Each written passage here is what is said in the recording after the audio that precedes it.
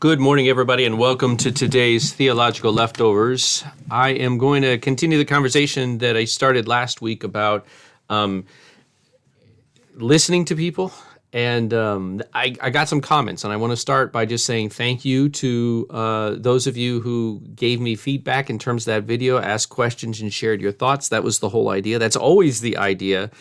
But I have to admit, often I don't get any feedback. So we're going to continue the conversation. What I found was, and I understand this because of the close relationship between listening and talking, but I was actually presenting some ideas in regards to listening to all of the voices and all of the people, and how do we do that? How do we listen to so many voices of so many people that have so many needs, and how do we kind of prioritize or sort through that? And what I was saying was this is ultimately the one that we're listening to in terms of how am I going to respond to this person? How am I going to love this person? How am I going to help this person? While we're not ignoring what they're saying, while it's important that we listen to what they're saying, ultimately it's what God has said that will determine how we love them. And so that helps for the sake of clarity, because I kind of know what I'm going to do. I don't know exactly how I'm going to go about doing it, but I know what I'm going to do. I'm going to love my neighbor. And I know what that means to love my neighbor because I have 10 commandments to talk about it. And I have all these specific vocations or callings that God has given to me. And all that comes from the scriptures. It's black and white. It's clear. And I know it before I have a conversation or before I even start entertaining all these different voices and all the people that are talking to me. I already kind of know what I'm going to do for this person. And part of it's just listening to them, right? Now, what I got in terms of feedback from the folks that responded via comments on the page or otherwise was a lot of feedback in terms of not listening, but talking to the person, which many of you know, I'm very interested in that conversation about how to have a good and civil conversation about difficult things. That's a big deal for me. That's something I like talking about. But that wasn't really what the purpose of the video was. We weren't talking about I wasn't talking about how to talk to people. I was talking about how to listen to people. And what I was saying was that the best way that we can sort through all the voices and be good listeners is to listen to God first and be clear about what He's called us to do for all these people that are talking. Right? So anyway, you can revisit that video if you would like, and again, if you think I was saying something else, feel free to mention that.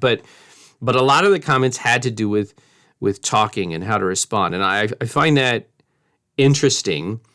And I've spent the last week thinking about why, when I was talking about listening, did people respond when normally people don't respond, and they respond by talking to me about how they go about talking to people or trying to talk to people, which is, again, obviously related. We're talking about listening and talking. We're talking about conversation, which is one thing. But do you see what I'm getting at? I wasn't talking about talking. I was talking about listening. And I don't know. I just find that very interesting that folks they came back thinking they were talking about the same thing as me when they weren't, and they decided to leave a comment or to share their thoughts with me when normally they don't. It says to me that we are trying to figure out this whole conversation thing. It also says to me that one of our problems probably is we're more focused on what we're going to say than we are listening to the person that's talking to us. And I'm going out on a limb there, but that's kind of my thoughts based on the conversations or the comments that I've had on that video. So I want to revisit the listening thing today. And it has struck me that listening is a very, it feels very passive, which most of us don't like. And it can be very overwhelming. If you've ever had a conversation with somebody where you're listening and they're very comfortable talking and they're very comfortable talking about their needs or their problems or everything that's going wrong, and you get the impression that they want you to help them, then it's hard not to interrupt, because once they get to like the third problem, you're starting to lose the ability to remember everything. You're starting to lose the ability to address the problem, right? There's a point where it gets to be too much. It gets to be overwhelming, not just for them, but for you. I might be able to help you with one of your problems, maybe two of your problems, but once you get beyond that, I can't fix this. And I think we get overwhelmed because we're trying to figure out how we can fix the situation, how we can fix the person. And we forget that our primary purpose there is to listen to what they're saying. So listening can be overwhelming.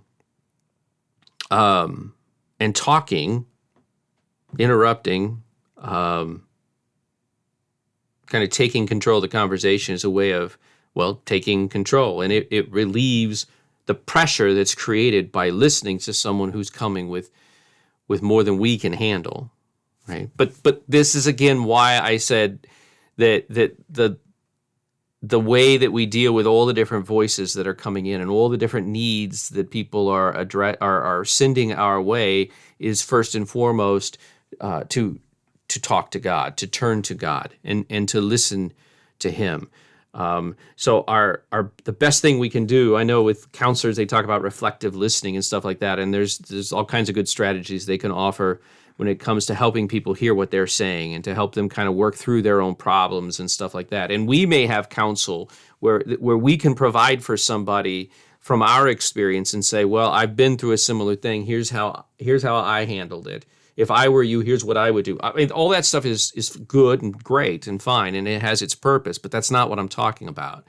What I'm talking about is the first and best thing we can do, and it also helps us to continue to be good listeners, is not to reflect to them what they are saying, but to pray for them, maybe even as they're talking.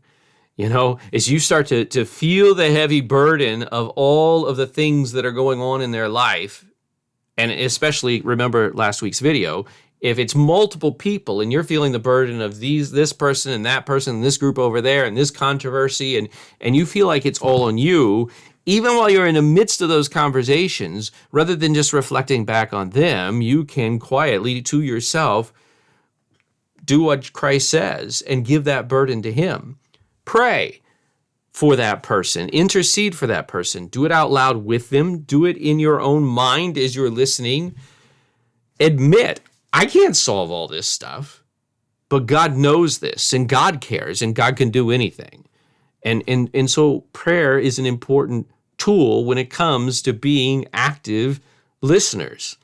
And that's something that you're not going to hear in counseling classes or from most counselors, but it needs to be said. Prayer is an important part of actively listening to the people who are around you. And I have an example that I love from the scriptures. Oh my goodness, what a great example Nehemiah is. Nehemiah, the very first chapter, read this when you get a chance.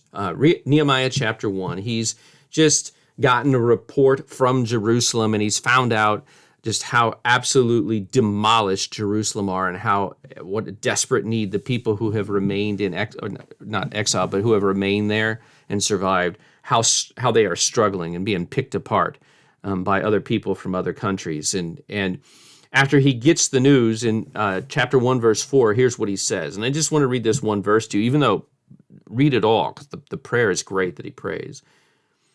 But here's the description. It says in verse 4, as soon as I heard these words, Nehemiah writes, I sat down and wept and mourned for days, and I continued fasting and praying before the God of heaven.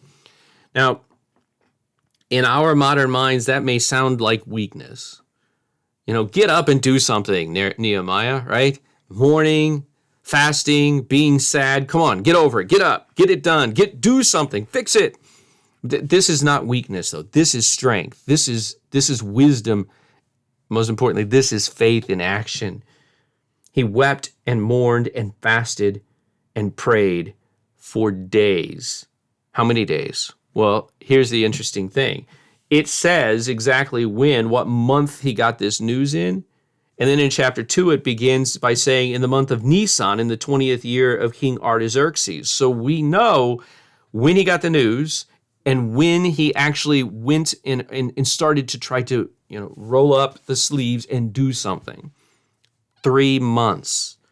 3 months weeping, mourning, fasting, praying. 3 months. And one of the reasons I share this is because it never ceases to amaze me when I talk about listening, or stopping, listening, talking to God, hearing what God has to say in his word and praying to God. People say, well, yeah, but, and they want to immediately go to talking and what they should say. There is a time to talk. We've had lots of conversations about that, and there are more to come. In fact, in the e-news that's coming out this week, I have all of my podcasts that are called Talking Together, that people have probably completely forgotten about. You want to address those talking issues and how to talk? I've got I think 18 podcasts in the newsletter that you can look at. I love talking about talking, but we can't underestimate the importance of listening, and the primary tool that we have to help us not to become overwhelmed and even depressed by all the voices and all the needs, and to continue to faithfully and actively listen. The primary tool that we have is prayer. Praying to God with an understanding that God is ultimately the one who's going to do what needs to be done. And if he chooses to use me to speak to you, then I want to make sure that I have the words that I'm supposed to say. And so 3 months isn't that long, considering what Nehemiah is going to go through, what he is going to have to handle and face and deal with. 3 months was almost no time at all. Anyway, so don't be quick to jump to what should I say. Be quick to listen. Be quick to pray. I think that's it. Again, you want to keep having this conversation about this particular topic, leave a comment, and I'd be happy to continue to talk about it. Otherwise, I will probably move on next week. I want to make sure that you know this week is getting to be a crazy busy week of lots of great stuff, lots of opportunities to share God's word, share the gospel, and I'm excited about that. Wednesday is not only Valentine's Day, it's Ash Wednesday, and we will be having an Ash Wednesday service at 6:30 as we talk. The theme is Enduring Love, and we begin our midweek series on looking at Christian symbols and what they mean during the season of Lent. So hopefully you'll be able to join us at 6:30. Then 9 o'clock, we are continuing our study of 1 Thessalonians. We still have a couple of weeks that we're going to do that, and then we're going to take a look at the book of Hebrews. Very excited about that. That's going to be 3 or 4 weeks away, though. We look at the book of Hebrews. So lots of good Bible study opportunities on Sunday. And then Sunday at 10:30 is the divine service. You are welcome to join us as God comes and meets us in order to give us the forgiveness of sins through his son, Jesus Christ. Great stuff, necessary stuff, and looking forward to seeing you here with us. God bless you all. God bless your week.